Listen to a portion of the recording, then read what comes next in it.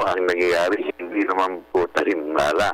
Hindi naman po gano'n. Lag-lag bala, sinasabi nila, hindi naman din po totoo. Ang alam namin, dala ang bala.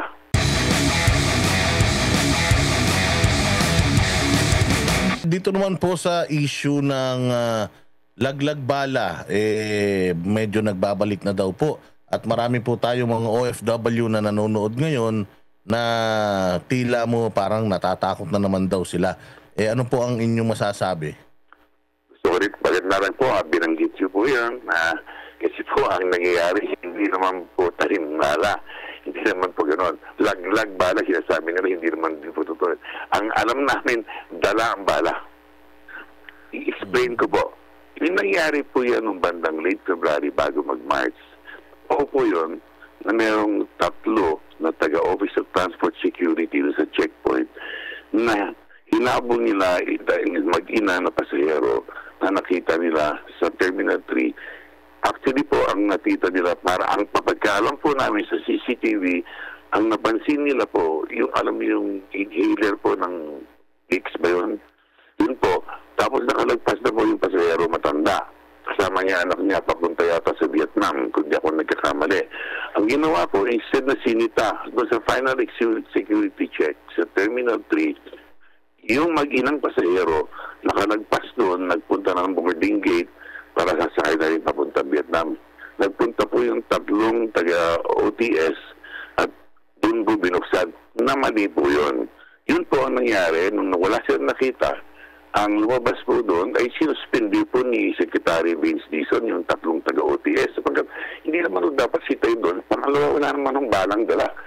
Ngayon, pagkatapos po noon, ang nangyari, sunod-sunod na po yung mga nahuhuli. Hindi po tanim yun. Nahuhuli po gaya nung nag-viral po na isang OFW na nahulihan ng bala ng mukhang kawawa, na pinicture-picture, na nakaupo na nakayuko dahil sa lungkot at sama na loob. Naawa tayo na. Totoo yun. Nag-viral na naman po yun. Ang lumabas po, siya pala, nakipag-firing doon sa empleyado niya o kasamahan niya the day before. At nakalimutan niya, may bala pa pala doon sa loob ng bag niya. Pangalawa, dahil na naman po sa Cebu nangyari. Tinik mismo, nandun pa nga si Senator Rafi doon po nakakita. Tinignan niya, pinanood niya x-ray. Dala-dala ko ng pasahero. Kaya ito po mga nangyayari yung balita. Ang pasakit naman po na binabalik at nasisira po. Tapos kinakalat na ko ng mga ibang tao. Lalo na po nababasa yan ng mga taga-ibang bansa. Sa tayo, may bumalik na naman yung sinasabing tanim-bala. Mali po yun. Dala ang bala ng pasahero.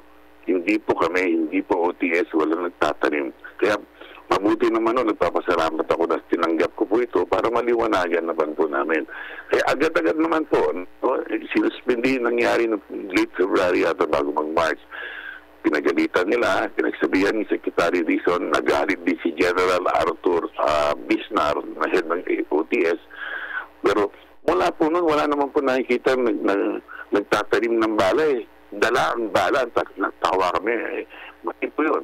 Kaya doon nung maliliwanag po namin, ang dami po mga bintang sa amin sa airport na parang lumalabas tayo pong gumagawa ng masama, nakiging viral pa. Ito po nababasa ng ibang turista, natatakot tuloy sila. Nababasa ng ibang kababayan natin kung ano ng mga tinatanong. Ilang araw ko na po sinasagot po itong question na to. Mabuti naman po, nagpapasalamat ako at naliliwanagan sapagkat bago naman sila magpo-post na kung ano naman po pinopost na issue na nangyayari sa airport, sana po itanong muna o kaya hintayin muna na imbestigahin namin ng todo. Kasi meron po kami CCTV. Lahat po yung pangyayari yan. Pati yung mga paghawak ng passport sa bandang immigration, naka-CCTV po yan.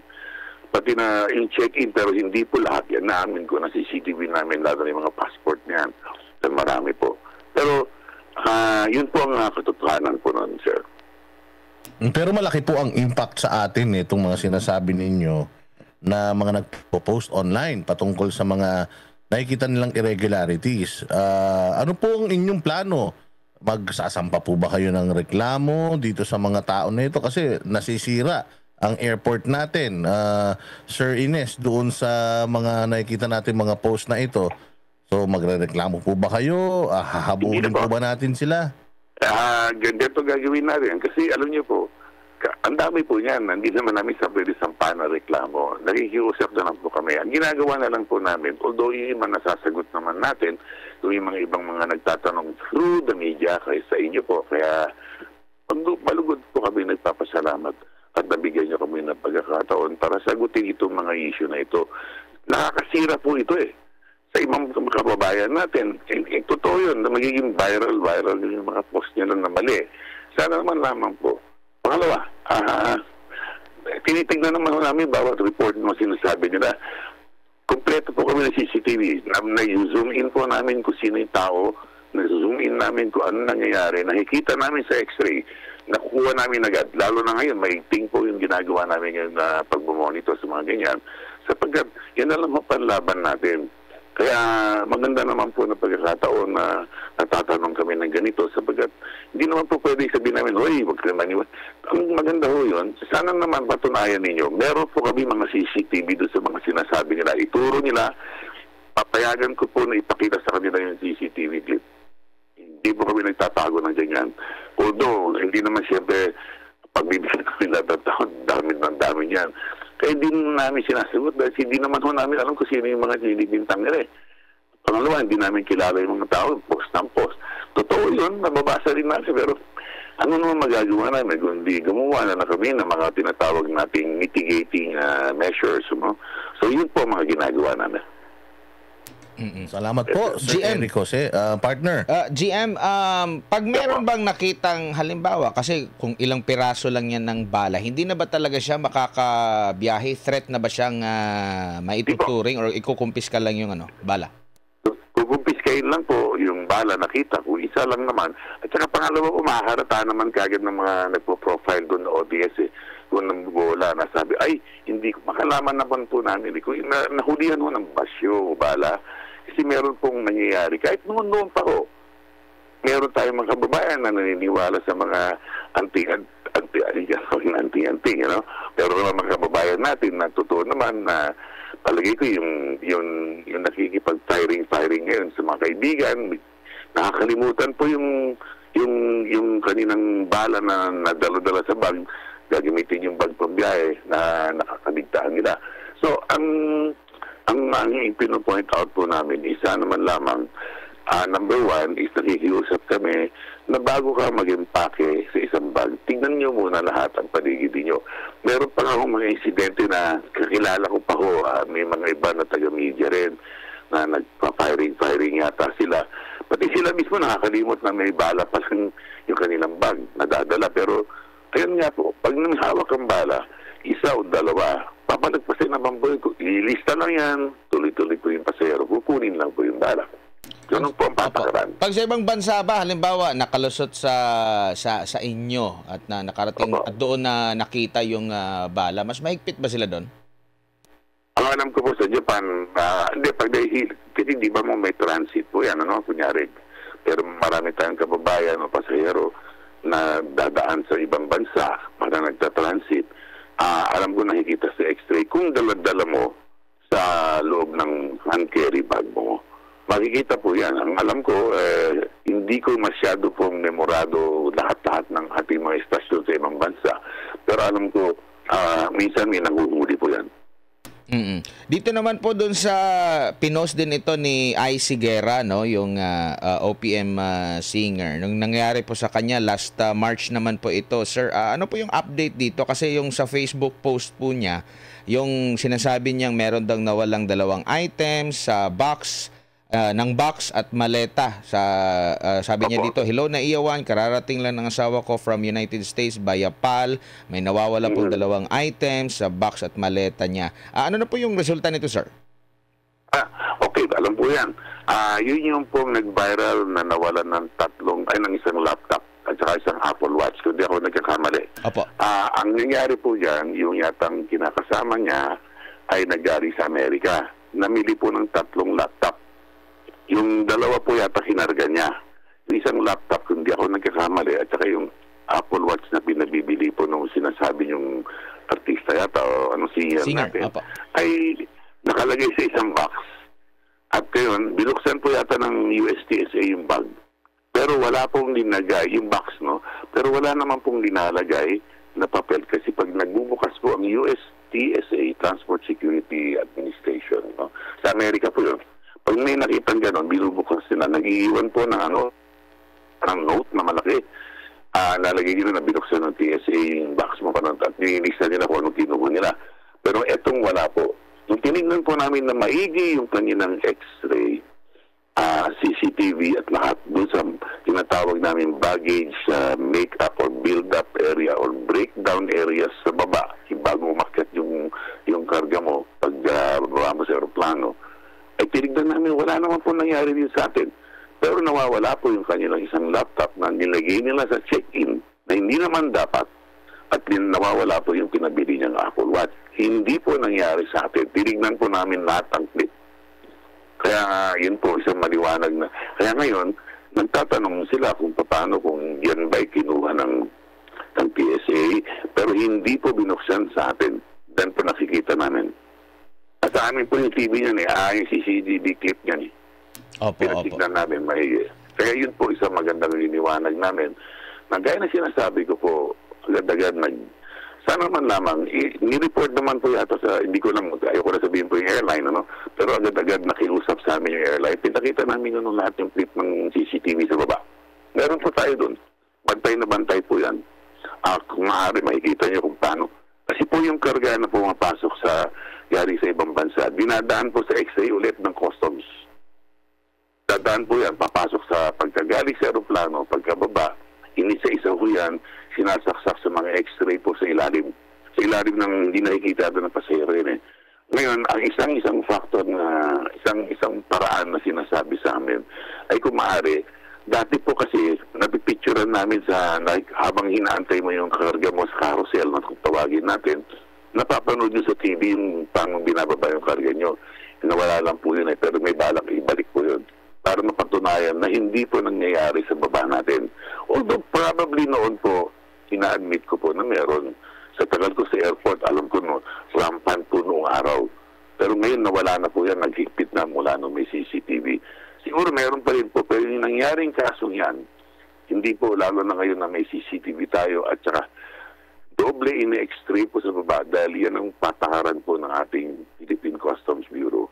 Ay tignan mo na kung anong laman ng Kaya usually pag umakyat yan at merong suspicious item, may X po yan bubuksan po ng customs po yan paglabas mo. Yun pong istorya nun. GM, huling katanungan na lang po. Kamusta na po yung yung may kumakain ng pera ba yun? Ano pong update nun, sir? Nung pa hindi ko po inabot pero nabasa ko yun. OTS po yung pinagbintahan. Mula po nun, bago na pong yun, tinanggal po yata yun. Hindi ko alam po yung buong storya pero nakunan sa CCTV po yun.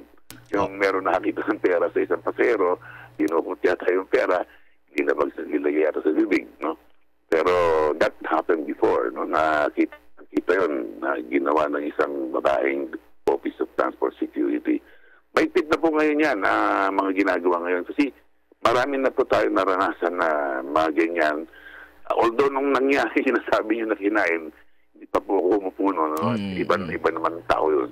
Pero nabasa ko po yun. Pero hanggang saan po yung sir, tawag nito, ang rights ng isang pasahero, biyahero, na magkuha po siya ng video niya? Halimbawa, pag may sinita siya, kasi mapaghihinalaan yung kanyang bag, susuriin yan tapos, di ba, isi-separate siya. Hanggang saan yung karapatan niya na pwede siyang mag-video? Kasi sinasabi niyo po na meron din kayong sariling CCTV, pero yung sa kanyang side naman, maging mapanatag siya, pwede rin po ba? Kasi ang pagkakalam ko, medyo mahigpit na pinagbabawal yung mga video, picture-picture dyan sa loob ng airport. Actually, ganito, pwede naman po. Meron mga instances lang po, usually sa immigration, na there was a time na kunyari ikaw ang dadaan ng immigration, ay ayaw po yata ng immigration na naglalabas ka ng cellphone tapos pinipicture hanggat maaari. Kasi meron naman po kami CCTV. Ang point doon, pwede naman po tingkunan nyo pagpaalam. Kasi pag gano'n na kinukunan nyo, habang kine-check po yung karga nyo, hindi naman po sinasabi, uy, wag mong gamitin yan. Hindi naman po gano'n. Kaya in fact, yung ginawa ko, if you remember yung isang nangyaring insidente, sinasabi ko na mag-ina na papuntang Vietnam, na napagbintangan na may dalang bala, sinusubukan nilang kunin. In fact, napicturean po nung anak yung mga CCTV, yung mga OTS na involved na sinuspindi ni Secretary Vince Dizon. Pwede po magkunin nyo eh. Hindi naman po pinagbabawal yun eh. Kaya nga pag ginagawa mo ito at pinagbabawalan ka, ibig sabihin, nagdududa, pwede namang sumbong nyo sa amin. Yun na tama. Wag naman ho yung ibig sabihin yung ipicturean mo na tapos gagawa ka ng ibang istorya, iba ho yun. Kaya kami po, maganda nga po at lalo na ngayon, dinagdagan pa po namin yung CCTV, kasalukuyan po, dinadagdagan namin lahat, pati yung mga labas, kasi inaayos na po namin pati yung parking lot. Although ito po ay joint na project po ng NIA, DOTR at saka po ang NNIC. Kaya pwede po nyo kunan, hindi naman po pinagbabawal, pero may mga areas naman po na huwag naman yung kukunan kasi gusto nyo, ibigay po namin agad. Ako po may pirma ng approval ng CCTV. Kaya pwede ko ibigay, i-request. Ang dami na po nag-request sa akin yan, napapatunayan, lalo na yung mga banggaan sa labas, sa loob naman kung ano yung nangyari, kung sino itong taong to. Pero meron din naman po tinatawag natin kasi lalabag po tayo dun sa Privacy Act. Kaya yun po ang isang bagay na binabantayan po namin. Hindi naman sinamay po pwede anybody just can ask us and then binibigay ko yung permission. Hindi po, bigay nyo sa akin yung reason, aprobahan ko po yung CCTV clip, panoorin nyo. Ganun po ginagawa namin. Opo. GM, maraming salamat po sa inyong oras at panahon. Sa ulitin po, ingat po kayo. Ako, kami dapat nagpapasalamat kaya tinanggap ko kagad nung sinabi nyo na magandang pagkakataon po. Salamat po sa inyo, sir, tapos sa Boss Dada. Maulit sana kung meron po kailangan na liwanagin. Sabihan lang po kami, diliwanagin po namin. At saka meron po tayong pangprueba. Welcome naman po kayo sa office namin at ituturo ko po kung kailangan ng clip na CCTV. Bibigay ko po para payagan ko po na mapanood ninyo, makita ninyo kagad. So, kami po ay nagpapasalamat din sapagkat magandang pagkakataon ito para liwanagin namin yung sinasabing tanim bala. Wala pong nagtatanim ng bala. May dalang bala yung tanong namin. Wala pong napupunit ng passport. Napunit lang po yung passport o nasira. Yun po. Maraming salamat. Maraming salamat si Ginong Eric Jose Ines, ang General Manager po ng Manila International Airport Authority.